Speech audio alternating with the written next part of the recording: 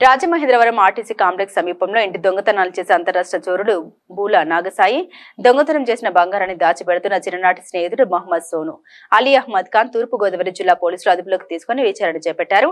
విచారణలో పలు ఆసక్తికరమైన వాస్తవాలు వెలుగు చూశాయి. 2007 సంవత్సరం నుండి గాజువాక, వైజాగ్ సిటీ, రాజమండ్రి, కడప, నెల్లూరు, ఒంగోలు, అత్తిలి, తణుకు, తాడేపల్లిగూడెం, కావలి, బెంగళూరు తదితర ప్రాంతాల్లో ఇంటి దొంగతనాలు చేస్తూ చివరిసారిగా బెంగళూరు పోలీసులకు 2023లో పట్టుబడ్డారు. బెంగళూరు జైల్లో 1 సంవత్సరం పాటు శిక్ష అనుభవించి బెయిల్పై బయటకు వచ్చి మరలా అప్పటి నుండి పలు చోట్ల ఇంటి దొంగతనాలు చేస్తూ జీవనం సాగిస్తున్నారు. రాజమండ్రి ప్రకాష్ నగర్ పరిధిలో జరిగిన జోరీ కేసులో విచారణ స్టేషన్ ఇన్స్పెక్టర్ ఆర్ఎస్కే భాజీలాల్ ప్రత్యేక దృష్టి సారించారు. నిఘా ఏర్పాటు చేశారు. నిందితుల్ని అరెస్ట్ చేయడం జరిగింది. DSP central zone K Ramesh Babu Prakash Nagar police station లో మీడియా ప్రతినిధుల సమావేశం ఏర్పాటు చేసి వివరాలు వెల్లడించారు.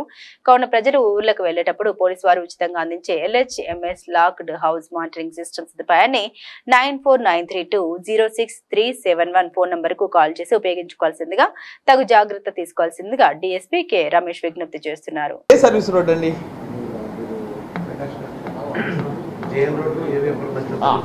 రోడ్స్ అంటే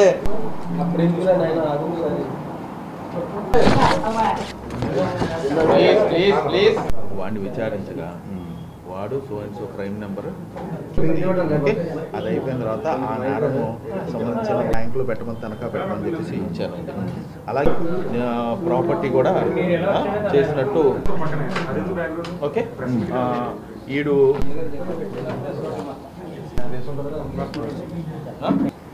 ఆర్టీసీ కాంప్లెక్స్ దగ్గర వెహికల్ చెకింగ్ కార్యక్రమం చేస్తుండగా ఆ సమయంలో బోలా నాగసాయి, సన్ ఆఫ్ భీమారావు, గాజువాక అనే పాత అఫెండరు దొరకడం జరిగింది.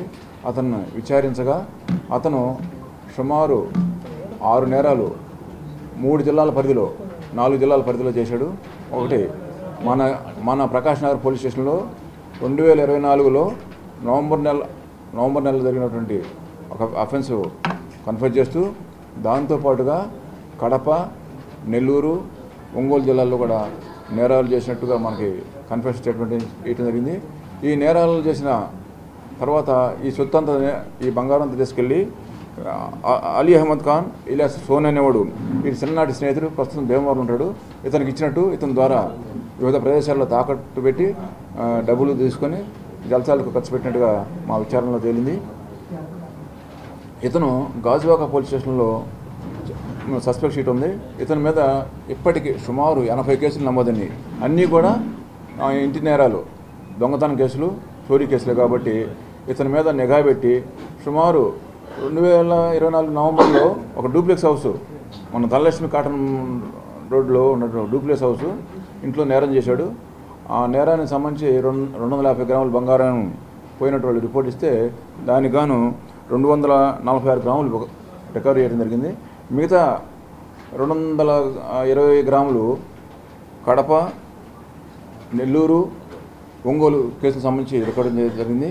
మొత్తం అతని దగ్గర నుంచి 464 గ్రాములు సుమారు 50 లక్షల రూపాయల విలువ గల బంగార ఆభరణాలు స్వాధీనం చేసుకొని ఈరోజు అరెస్ట్ చేసి కోర్టుకు కట్టడం జరుగుతుంది. Wait please. Crime prone areas, chain snatching areas, lonely ఇంటీరియర్గా రిఫరా ఫెలోస్, ఇంకోటి కొంచెము మన దగ్గర కొన్ని ఖాళీ ప్రదేశాలు ఉన్నాయి.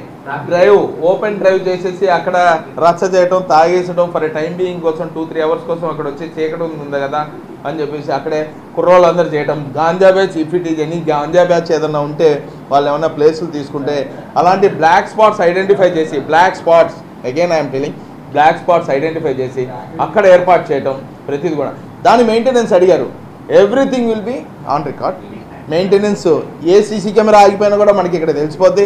వెంటనే అతనికి కాల్ చేయడం, దాని మెయింటెనెన్స్ చూసుకోవడం. It's it. ఇంకోటి ఇంటర్నెట్ ప్రొవైడర్ గురించి మీకు డౌట్ రావచ్చు. మేము పెద్ద ఇన్స్టాలేషన్స్ నుంచి ఇంటర్నెట్ ప్రొవైడర్ తీసుకున్నాం. సో 24/7 వైఫై ఇంటర్నెట్ ఉండే ప్లేసెస్ నుంచి తీసుకుంటున్నాం. సో ఏదైనా మాకు సీసీ కెమెరా కావాలంటే మేము అక్కడికి వెళ్ళి రిసీవ్ చేసుకోవాల్సి ఉంటుంది. బట్ ఇక్కడే మనకు ఇంటర్నెట్ ప్రొవైడర్ IP అడ్రస్ తీసుకుంటే మేము ఇక్కడి నుంచే మానిటర్ చేసుకోవచ్చు.